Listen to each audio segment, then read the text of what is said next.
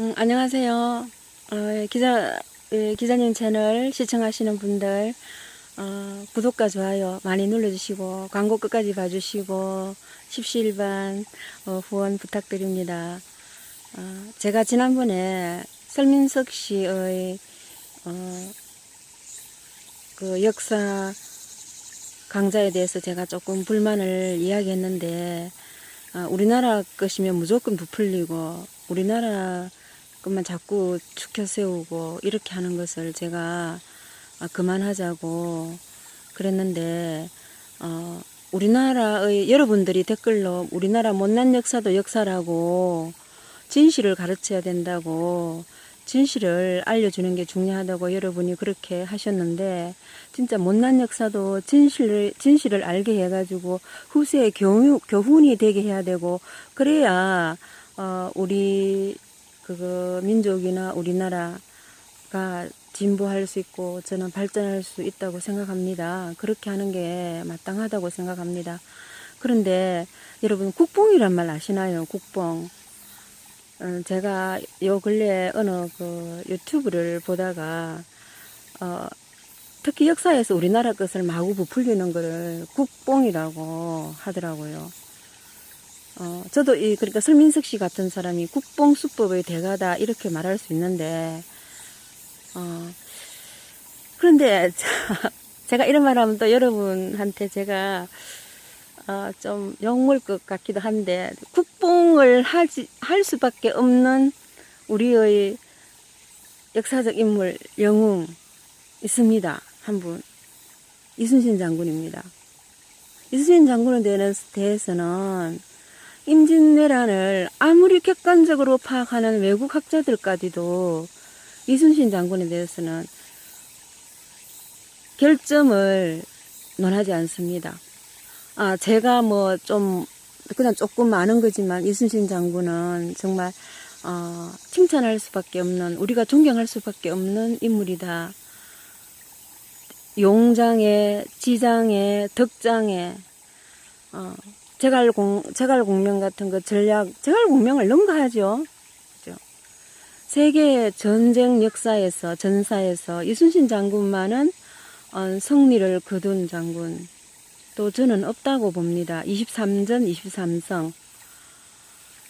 마지막 노령해전에서도 전사를 하지만, 그런데 그 23전 전쟁 하나하나가 국가의 지원도 제대로 받지 못하고 아주 열악한 수세의 입장에서 승리를 거뒀다는 점에서 더 고귀하고 값어치가 있고, 그래서 저는 역사를 조금 알지만 세계 전사에서 가장 인격적으로도 그렇고 훌륭한 장군이 아닌가 생각합니다. 일본인들조차 이순신 장군을 존경했잖아요. 그래서 일본 학자들이 일본인들이요, 일제시대 우리 역사를 얼마나 연구를 많이 했는지 모릅니다. 그 당시 성균관에 책들을 전부 빨갛게 줄을 그어가지고요, 일본인들이. 진짜 그런 건 우리가 일본인들의 어떤 면을 우리가 조금 본받아야 되지 않을까 이렇게 생각하는데, 이순신 장군을 일본인들이 동양의 넬슨이라 그랬어요. 그리고 러일 전쟁 때 불가능했던 일본의 승리를 가능하게 만들었던 대한해협에서 러시아의 그 발틱 함대를 물리친 일본의 도고 헤이로 제독이라고 있어요. 그 도고 제독도 우리 이순신 장군을 굉장히 존경해가지고 동양의 넬슨이라고 합니다. 그러면 넬슨은 누구냐? 넬슨은 영국 장군이에요. 영국인들이 자부심을 가지고 있는 최고의 장군입니다. 자, 그러면 넬슨 장군이 영국에서 왜 존경을 받느냐? 그 당시 19세기 초입니다. 19세기 초에 서양의 여러 나라들이 벌벌 떨었던 프랑스 나폴레옹을, 그 당시 나폴레옹은 황제로 즉위했어요. 공화정을 무너뜨리고 프랑스 혁명의 공화정을 다 무시해버리고 뒤가 황제가 되었거든요. 그래서 프랑스가 지금은 공화정인데 황제의 루이 16세 같은 그런 왕들 말고요, 그 재정을 제대로 실시한 건 나폴레옹 이 사람 한 사람입니다. 이 황제로 즉위해가지고 세계 곳곳을 정복을 했습니다. 그런데 영국을 못했어요. 바로 어느 전투에서 졌느냐? 트라팔가 전투에서 이 넬슨 제독에게 졌습니다. 그래가지고 영국인들은 이 넬슨 장군을 굉장히 기리고 존경하고요. 그 영국 런던 도심에 가면 트라팔가 광장이 있습니다. 그 주위에 영국 그 여왕이 거주하는 궁궐도 있고요. 대형 박물관도 있고요. 영국 의회도 있고요. 그러니까 영국 그 오랜 역사의 그 중심지가 그 트라팔가 광장 주위에 다 있습니다. 유명한 관광지이기도 하지만요. 거기에 넬슨 제독 동상도 있고 그렇게까지 해서 길입니다. 영국인들은. 그런데 저는 동양의 넬슨을 이순신이라 하는데 저는 제가 이러면 더 국뽕인가 모르겠는데 서양의 이순신이 넬슨이라고 넬슨이 서양의 이순신이지 우리 이순신 장군이 동양의 넬슨이 아니라고 저는 말하고 싶어요. 그러니까 이렇게 하면 조금 이상하게 생각하는지 모르겠는데 그 정도로 결점이 없는 인격적으로도 그렇고 그렇지만 이렇게 군법에서는 굉장히 엄격했어요. 실수한 부하 장수를 처형하기도 했거든요. 그런데 그 당시 비상 상황이잖아요. 전시잖아요. 그거는 그거 가지고는 절대 결점이라고 하면 안 됩니다. 그런데 저는 여기에서 하고 싶은 거 이순신 장군과 더불어서 우리가 비난하는 원균, 그 다음에 외란 초기에 임진왜란 초기에 마구 우리가 무너지게 된 게 신립 장군의 그 탄금대, 신립 장군의 그 충주 방어선이 무너져가지고 우리가 한양까지 빼앗기고 왕은 의주까지 편안갔다 이렇게 생각해가지고 신립 장군도 비난하고 또 이순신 장군과 대비해가지고 원균 장군도 비난하는데 저는 원균도 신립 장군도 그렇게 비난하면 안 된다고 생각합니다. 사실 원균 장군은요, 그 일본이 두 번째 일으킨 외란이 임진왜란 다음에 정류재란입니다. 두 번째 외란이라서 다시 제자로 재란이라 하기 때문에 정류재란 하면 안 되고 정류재란 때 원균이 칠전량 해전에서 대패하는 바람에 그 이순신 장군이 만든 거북선이라든지 판옥선을 다 전멸시켰거든요. 그러니까 나중에 이순신 장군이 다시 복귀해가지고 그 명량과 노량을 할 때는 거의 배가 잘 없었잖아요. 그 당시는 거북선도 없었고요. 다 무너졌기 때문에. 그럼에도 이순신 장군이 승리를 했지만 어쨌든 그 원균이 칠전량 해전에서 그렇게 대패하면서 그 당시는 이제 진주성도 무너지잖아요. 그 당시 진주성은 2차 진주성 싸움인데 그러면서 일본 장군들이 아주 잔인하게 우리나라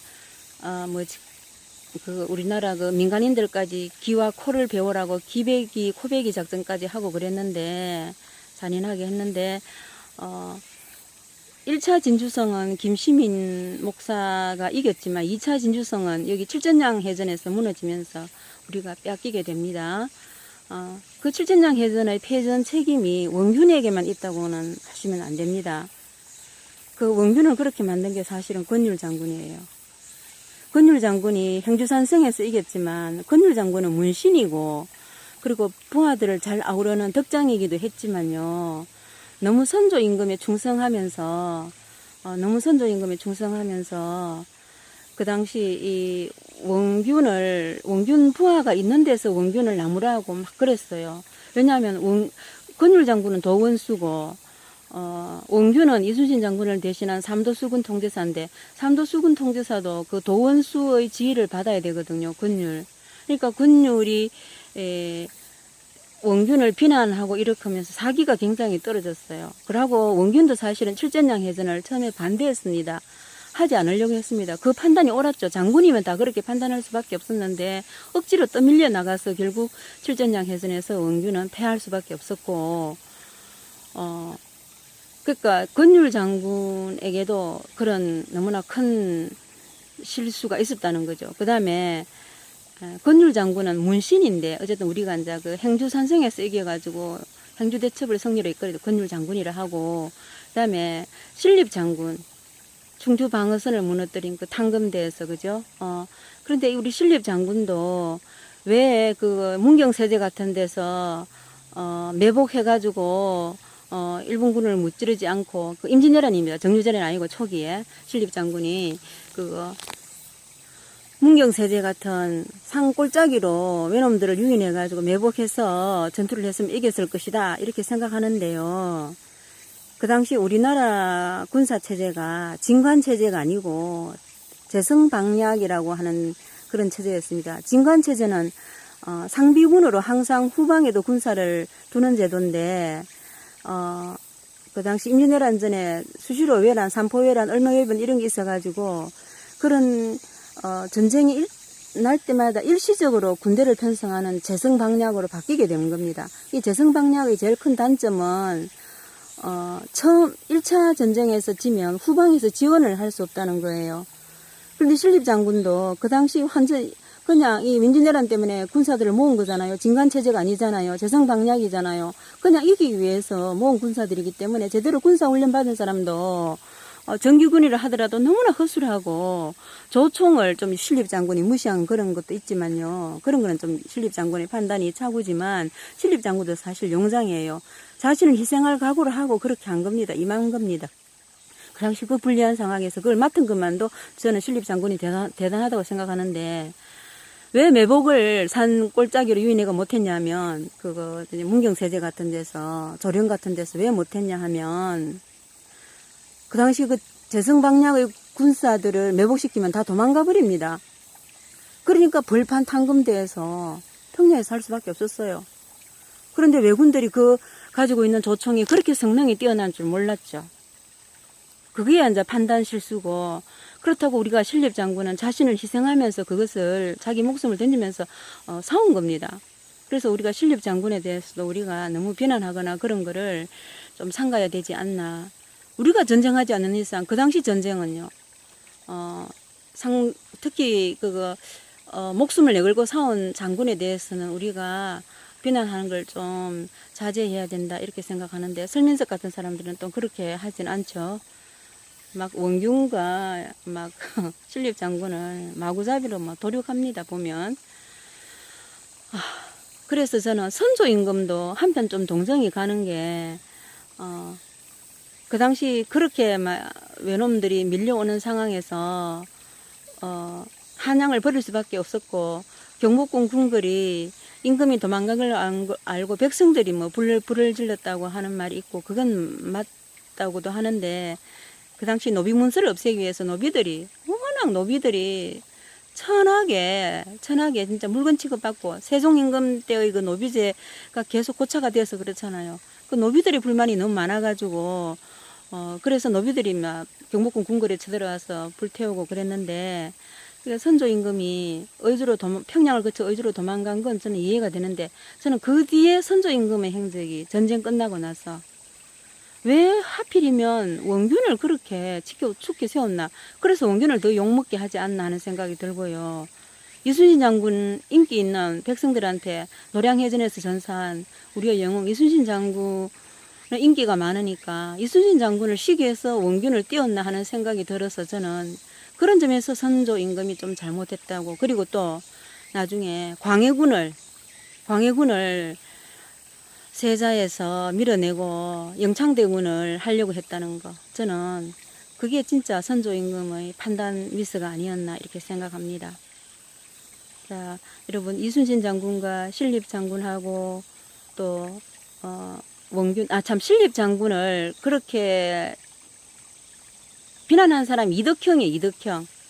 이덕형이라는 사람도 우리가 이항복과 이덕형 뭐 많이 알고 있지만